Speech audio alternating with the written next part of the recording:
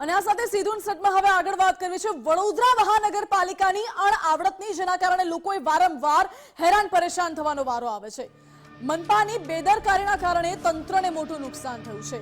હજુ તો 10 દિવસ પહેલા જ રોડ બનાવ્યો હતો અને ફરી એકવાર આ રોડ ખોદી નાખ્યો છે। હવે આ વખતે પાણી પુરવઠા વિભાગે આ રસ્તો ખોદી દીધો છે।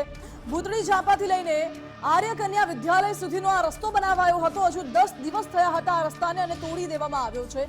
3.34 કરોડના ખર્ચે આ નવો નક્કો રોડ બનાવવામાં આવ્યો હતો અને અધિકારીઓની વચ્ચે સંકલનના અભાવે કરોડો રૂપિયાથી બનેલો રોડ અત્યારે તોડી કાઢવામાં આવ્યો છે। કરોડો રૂપિયા પાણીમાં ગયા છે।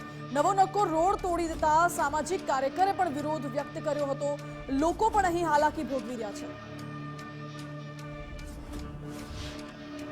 વડોદરા મહાનગરપાલિકામાં આર્ય કન્યાથી ભૂતળી ઝાપા જતો મુખ્ય રોડ 3.5 કરોડ રૂપિયાના ખર્ચે બનાવવામાં આવ્યો છે અને 10 જ દિવસ થયા છે ત્યારે આ રોડમાં પાણી પુરવઠા વિભાગ દ્વારા આ રોડને ખોદી નાખવામાં આવે છે કે નવો નક્કર રોડ જ્યારે ખોદી નાખ્યો છે એટલે ગાબડું પડશે, ત્યાં ખાડો પડી જશે। એટલે ક્યાંક ને ક્યાંક શેઠની શિખામણ ઝાંપા સુધી જેવો ઘાટ વડોદરા મહાનગરપાલિકાએ કર્યો છે। સાથે જો રોડ ખોદી નાખ્યો તો આના માટે જવાબદાર જે પણ અધિકારી હોય, જે પણ કર્મચારી હોય એની સામે પગલાં ભરવા જોઈએ। 3.5 કરોડ રૂપિયાનો રોડ જ્યારે ખોદો હોય તો કમિશનર સાહેબનું ધ્યાન ક્યાં છે, મેયર સાહેબનું ધ્યાન ક્યાં છે? અમારી એક જ માંગ છે, નવીન નક્કો રોડ જેણે પણ ખોદી નાખ્યો હોય આવા અધિકારી સામે પગલાં ભરે તેવી અમારી માંગ છે। એકચ્યુઅલી 10 દિવસ પહેલાં રોડ બન્યો અને 10 દિવસમાં ખોદી કાઢે તો આને કહેવાય કોર્પોરેશનનું મિસમેનેજમેન્ટ।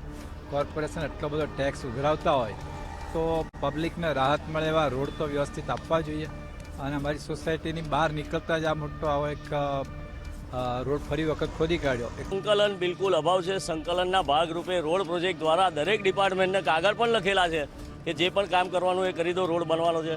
3.34 કરોડનો રોડ બન્યો। છેલ્લું આખરી સરફેસિંગ લેયર જે કહેવાય આસ્ફાલ્ટ કોન્ક્રીટિંગનું જે સ્મૂથ સરફેસિંગ લેયર હોય એ હમણાં 5 દિવસ પહેલાં કર્યું છે। હજી ગટરના ચેમ્બરો ઊંચા લાવવાના, કેમ કે લેયર ઉપરનું થઈ ગયું, હવે લેવલ કરવાના પણ બાકી છે। કોર ટેસ્ટિંગ કર્યા છે, કાળા પાડીને એને સ્ટેન્ડ ટેસ્ટ કરી છે।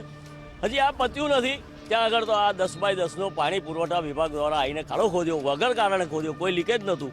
ખાડામાંથી ખાલી મેઇન લાઇન, ફીડર લાઇનની પાઇપો દેખાઈ ને પછી સાહેબનો ફોન આવ્યો કે આને પૂરી દો, તો પાછા પૂરીને જતા રહ્યા। આવું જ અહીંથી 50 મીટર દૂર 4 રસ્તા ઉપર પણ આવો જ ખાડો ખોદેલો છે છેલ્લા 3 મહિનાથી। વડોદરા મહાનગરપાલિકા હર હંમેશ પોતાના અડધળ વહીવટ માટે જાણીતું ને આ જ પ્રકારનો ફરી એકવાર અડધળ વહીવટ છે તે સામે આવે છે।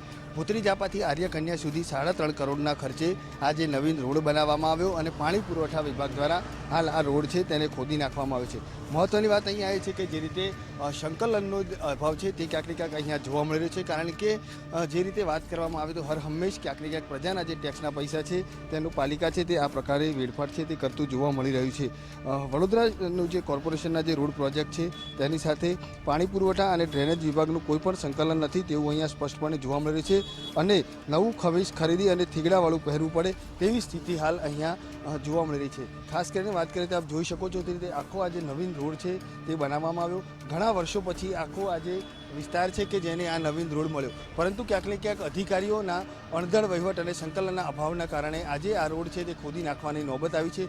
મુખ્યમંત્રી પણ અનેકવાર ટકોર કરી ચૂક્યા છે, તેમ છતાં પણ ક્યાંક ને ક્યાંક વડોદરા મહાનગરપાલિકાના જે સત્તાધીશો છે તેમની પણ આ ટકોરને ગણકારતા નથી તેવું અહીંયા સ્પષ્ટપણે લાગી રહ્યું છે। કોર્પોરેશન છે તે હર હંમેશ પોતાના અણધડ વહીવટ માટે જાણીતું છે અને આ જ પ્રકારે ક્યાંક ને ક્યાંક પ્રજાના જે ટેક્સના પૈસા છે તેનો સતત વેડફાટ કરાતું જોવા મળી રહ્યું છે। હાલ તો જે રીતે અણધડ વહીવટ સામે આવ્યો છે તેને લઈને હવે અધિકારીઓ પર કેવા પ્રકારની કાર્યવાહી કરવામાં આવે છે તે તો આગામી સમયમાં જ ખબર પડશે, પરંતુ હર હંમેશ રીતે વડોદરાનું જે કોર્પોરેશન છે તે ક્યાંક ને ક્યાંક પ્રજાના પૈસા છે, જે ટેક્સના પૈસા છે તેનો વેડફાટ કરતો અહીંયા જોવા મળે છે। કેમેરામેન લીકે સોલંકી સાથે અલ્પેશ સુતાર, ગુજરાત ફર્સ્ટ, વડોદરા। તો વડોદરામાં રસ્તાની આ સ્થિતિ તમે જોઈ। અમારી સાથે ચંદ્રકાંત શ્રીવાસ્તવ, વિપક્ષ નેતા, જોડાઈ ગયા છે વડોદરા મહાનગરપાલિકાના। ચંદ્રકાંતભાઈ, સ્વાગત છે આપનું ગુજરાત ફર્સ્ટમાં। ચંદ્રકાંતજી, આ રસ્તો હજુ તો 10 દિવસ પહેલા બન્યો હતો કરોડોના ખર્ચે અને તોડી પાડવામાં આવ્યો છે। શું આપને લાગે છે કે અધિકારીઓના સંકલનના અભાવના કારણે તોડાયો છે કે પછી અન્ય કોઈ કારણ? આ વડોદરા શહેરમાં અધિકારીઓની કોઈ પણ ડિપાર્ટમેન્ટ જોડે સંકલન નથી। કારણ શું છે કે તમે આજે બનાવો અને 4-5 દિવસ પછી ખોદો છો, કારણ કે આમાં મૂળ અંદર જઈએ તો ભ્રષ્ટાચાર છુપાયેલો છે। ખોદો ને કરો, ખોદો ને કરો। વડોદરા શહેરનો સત્યાનાશ કરી નાખે છે આ લોકોએ।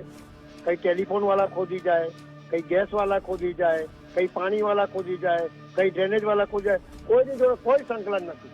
એટલે પૈસા વેડફાઈ રહ્યા છે. 1000 કરોડ રૂપિયાના રોડો થયા છે, પણ ચારે બાજુ રોડની અંદર જુઓ, બધા રોડની અંદર કઈ ને કઈ ખોદેલું હશે. એટલે વડોદરા શહેરના નગરજનોના ટેક્સ રૂપે આવતા પૈસા વેડફાઈ રહ્યા છે. અધિકારીઓને બધા ભેગા મળીને ભ્રષ્ટાચાર કર્યા છે અને કોન્ટ્રાક્ટર આ કોર્પોરેશન ઉપર હાવી થઈ ગયા છે એવું સ્પષ્ટ નજર આવે છે. આના ઉપર સખતમાં સખત કાર્યવાહી થવી જોઈએ એવું મારું સ્પષ્ટ માનવું છે. ચંદ્રકાંતજી, વિપક્ષ નેતા તરીકે આપ અવાજ ઉઠાવશો, આપ કયા પ્રકારના પગલા ભરશો? હવે અમારી દરેક સભાની અંદર રજૂઆત હોય છે, પણ લોકોએ એટલી બધી મેજોરિટી આપી છે કે અમને વિરોધ પક્ષનો પદ બી નથી આપ્યો. જે ખરેખર કાયદેસર છે એ બી નથી આપ્યો.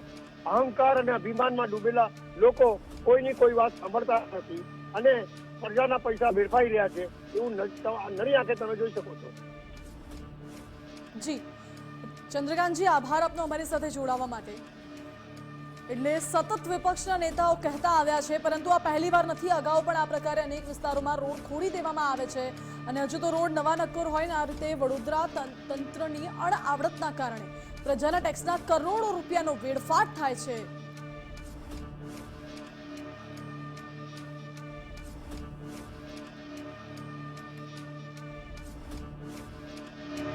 એટલે તો સ્પષ્ટ દેખાઈ આવે છે કે વડોદરા મહાનગરપાલિકાની અંદરો અંદર જ કેટલો સંકલનનો અભાવ છે કે જેના કારણે હજુ તો 10 દિવસ પહેલા રોડ બનાવવામાં આવ્યો હતો અને એ રોડ અત્યારે પાછો તોડી દેવામાં આવ્યો છે. એ પણ વિપક્ષ નેતાનું એવું કહેવું છે કે આ રોડ તો ઘણા સમયથી બદતર હતો, માંડ બન્યો હતો અને પાછો તોડી દેવામાં આવ્યો છે. લોકોના ટેક્સના પૈસા શું તમે આવી રીતે વેડફશો? હવે એ સવાલ ઉઠી રહ્યો છે. આ બાબતે હવે શું કાર્યવાહી થાય છે અથવા તો શું ફરી એકવાર તંત્ર બુદ્ધિનું દેવાળું ફૂંકે છે તે જોઈશું.